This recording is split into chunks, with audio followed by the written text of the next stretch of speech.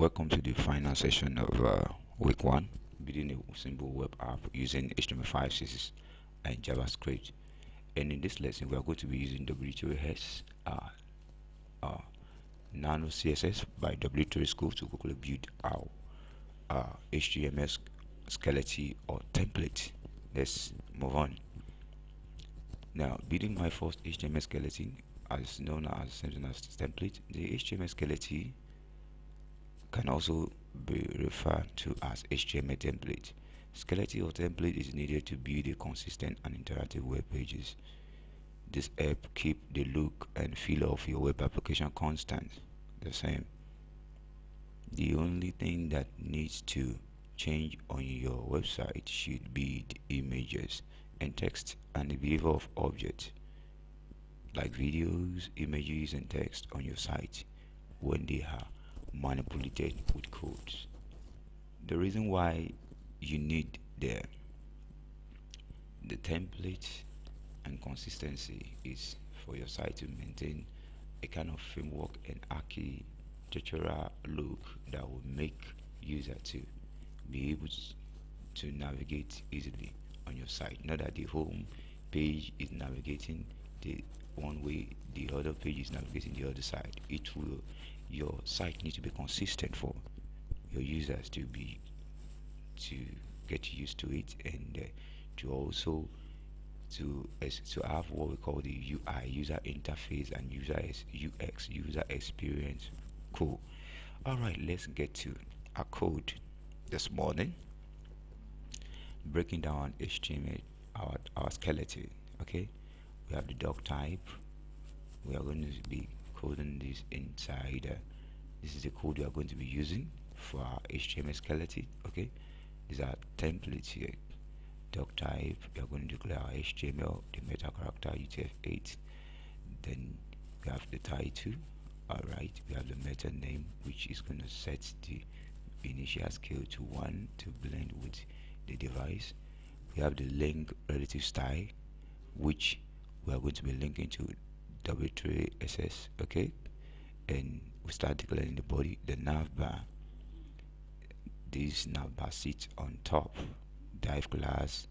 Then we're going to, these are part of the class of our W3SS, which is a type of CSS style, which already have a coded direction for our template. Okay, determines the look and the feel of our site. So we're going to be linking up and starting our menus from here. You can see it. You will learn that as you progress in the next class.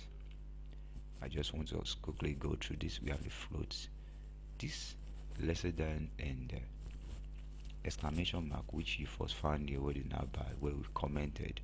We put it so that it won't display on the site. This is how you comment in HTML, and then you close it back with dot and greater than again.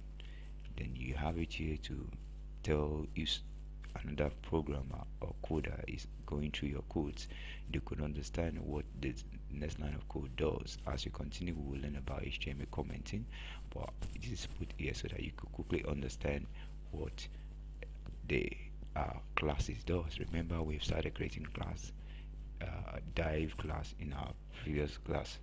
So here, what we just did is just have a div class, then give it a name called this. This name is already specified in our W3 CSS. We'll be exploring that in week 2 or week 3. So now we have W2, right? Then we specify again another attribute here. W3 attribute is for CSS. CSS can be called for in HTML. Okay, we have the href. This is for linking project with class. Then W3 by item and all that project. Then we have about. Then the same thing here. We have contact. Then we have contact. You found that in the ref a ref, which is the anchor. We actually refer back to our contact about us. We are not linking to another page right now.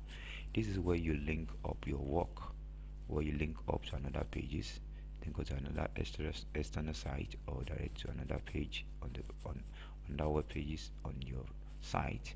But today we just want to quickly go through this. We'll be editing this in our project as we continue, but let's proceed.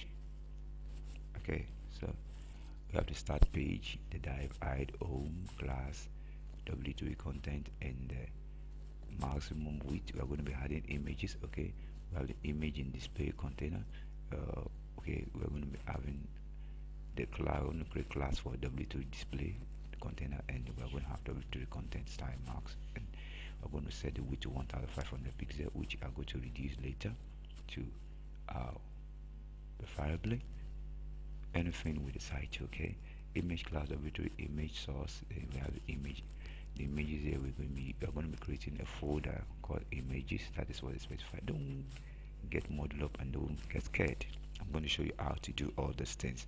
I'm just trying to go through showing the code so that you can code it out, then paste it in the right document, right file or your Sublime. Alright, so you can see the heading. We didn't declare anything there yet. We just declare heading SS large and all that. Span, then this span class.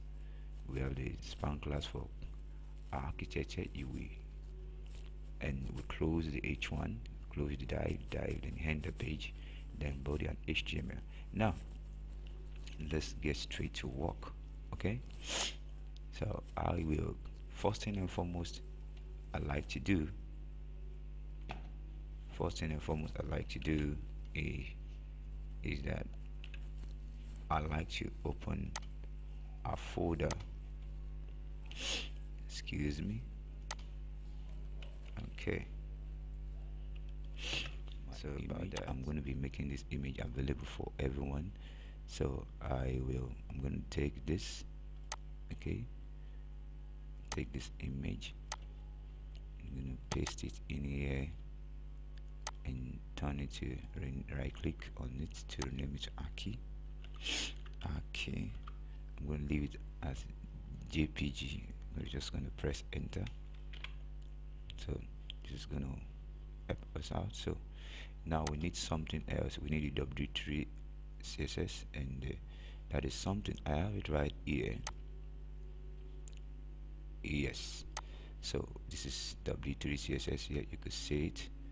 It has a lot of code in place. All this that we're using in our HTML skeleton are already specified here.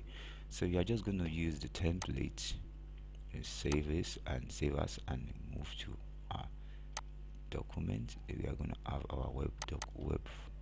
So open the CSS and name it as W3 CSS, and save as type CSS and save.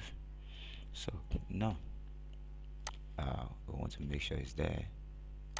We have our W3 CSS here. This is to ensure that everything works well. The image is there. So what is the next thing to do? Now the code for our HTML template, which I already have here. This is everything here. You could see it from the screen. Look at it. Don't forget, when you are coding your doc type, you should put your lesser than. Okay, so I'll just pick it from here. Okay, I'm going to copy it, and alright, let me paste it in here. I'm going to edit and paste. Okay, and I'm going to go back to page 2. I'm going to copy. Alright, I'm going to paste it. Now it's always good for you to try out coding your work. Okay, but because we are creating our template, that is why we quickly want to take advantage of our code, which I made available in this session, so that we can quickly get to work. Because from the next class we are going to be making everything cool, everything real on our own. We're going to be seeing. Alright, so the last page, we have the H1, then we close the body here. So let's get straight to work. Now this is going to we are going to use this to create our template.html. You can see the doc type HTML. I pasted it from the slide where I have displayed the code. So let's go ahead and go to file, save as, and give it a name, template.html. Now one thing about Sublime, if it's not HTML, save as type as it's not HTML, try and change it yourself and make sure you are saving in your web folder.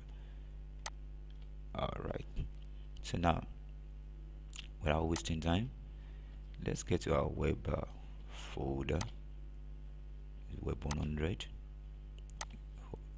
close our download page, and let's try to run. Okay, let's try to run it. Template.html, let's go. Okay, now there is an issue here. This is the menu here. We are still showing architecture project and all that. The image is showing here, okay, but our menu is not here properly set.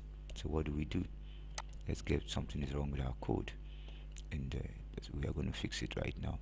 We have the style w3 css. Our w3 our CSS is supposed to be stored in a folder called style, not CSS. Okay, that is where the error is. So I'm going to change the CSS, I'm going to change it to style. Alright, so let's see the code automatically try to read it again. So let's get straight back to our folder and open template again. Beautiful. BR architect is right here. Okay, and the project menu, look at our menu, about, contact, everything set. This is the way this is the way it should have looked like. Look at how we bring in our W3SS2, bring in a caption called BR